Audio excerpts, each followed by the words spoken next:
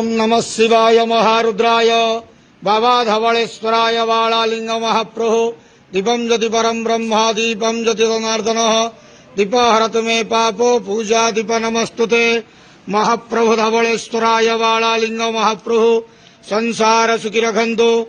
आज शुभ गुरुवार रे समस्त श्रद्धालु भक्त मानक श्रीपद करंतु मनस्कामना पूर्ण करंतु कर्म क्षेत्रोन्नति करंतु ग्रहरिष्ठ खंडन करंतु जगतर मंगल करंतु विश्वर कल्याण करंतु आपणकर नाम प्रकाश करंतु सेवकर डाक श्रवण करंतु समस्त गुआवसा भक्त मानकर मनस्कामना पूर्ण करंतु। बाबा धवलेश्वराय बालालिंगाय नमो नमः। संसार सुखी रखंतु आनंद के वार हरि बोलो। आज शुभ गुरुवार रे समस्त श्रद्धालु भक्त मानक श्रीपद करंतु आनंद के वार हरि बोलो। बाबा धवलेश्वराय बालालिंगाय नमो नमः।